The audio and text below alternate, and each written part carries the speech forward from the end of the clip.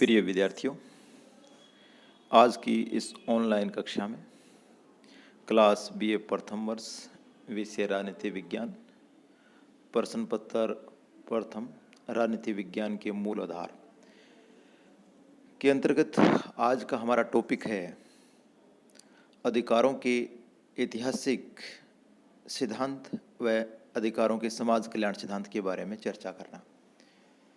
पिछली कक्षा में हमने अधिकारों के वैधानिक या कानूनी सिद्धांत के बारे में चर्चा की थी।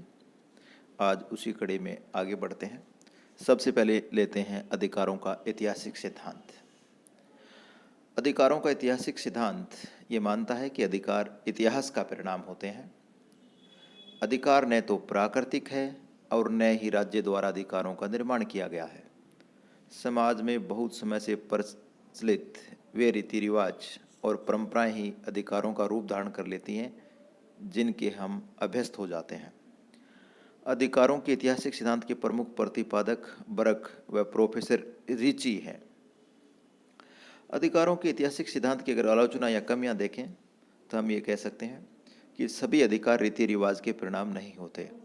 जैसे सती प्रथा निषेध, बहुपत्नी प्रथा निषेध, ये सभी कानून बने हैं। ये सती प्रथा, बहुपत्नी प्रथा, ये अधिकार नहीं बनाए जा सकते क्योंकि ये बातें नैतिक रूप से गलत हैं। सभी रीति रिवाज समाज हित में नहीं होते, यानी कुछ रीति रिवाज ऐसे होते हैं जो सामाजिक बुराइयों के रूप में बने हुए हैं, उनको हम अधिकारों का दर्जा नहीं दे सकते। ऐतिहासिक सिद्धांत को हम अगर स्वीकार कर लें तो आने वाले समय में क्या क्या सुधार किया जाएगा वो संभावनाएं समाप्त हो जाएगी। ये तीन प्रमुख कमियां थी। अधिकारों के ऐतिहासिक सिद्धांत का महत्व देखें तो हम ये कह सकते हैं कि व्यक्ति के कुछ अधिकार रीति रिवाजों और परंपराओं पर आधारित होते हैं। जो अच्छी परंपराएं और रीति रिवाज हैं उनको अधिकारों में राज्य कानूनी मान्यता प्रदान कर बदल सकता है। अब दूसरे अधिकार सिद्धांत की बात करें, अधिकारों का समाज कल्याण सिद्धांत।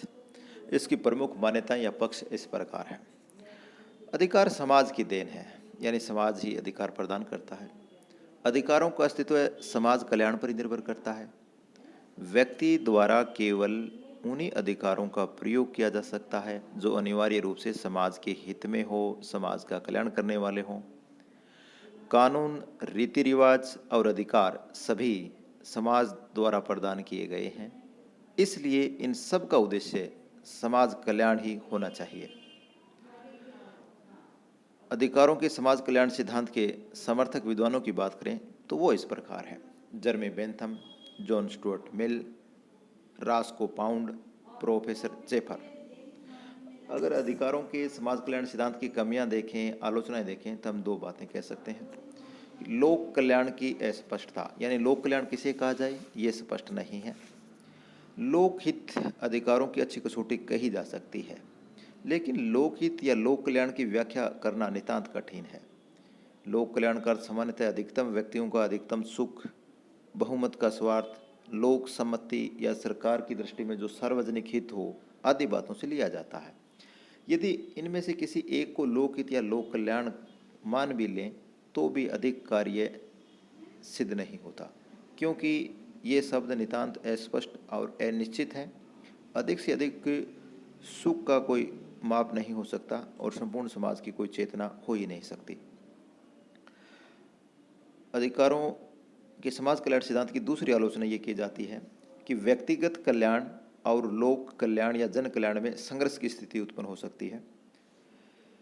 समाज कल्याण और व्यक्तिगत कल्याण में भी संघर्ष हो सकता है और ऐसी स्थिति में क्या किया जाए यह एक समस्या हो जाती है। समाज कल्याण सिद्धांत का विचार यह है कि समाज कल्याण के लिए व्यक्तिगत हित का बलिदान कर दिया जाना चाहिए, लेकिन इसे वर्तमान समय में स्वीकार नहीं किया जा सकता क्योंकि इसका अर्थ व्यक्ति के व्यक्तित्व के विकास में बाधा है। प्रश्न यह है कि क्या एक निर्दोष व्यक्ति का समाज के बड़े अंश की प्रसन्नता के लिए, खुशी के लिए बलिदान किया जा सकता है? इस सिद्धांत को अपनाने से अल्पसंख्यक वर्ग के हितों को हानि पहुंचने की भी आशंका रहती है। व्यक्ति को जनमत या जनसाधारण की दया पर नहीं छोड़ा जा सकता। केवल लोक आवश्यकता या जन आवश्यकता ही किसी बात को नैतिक अथवा अनैतिक नहीं बना सकती।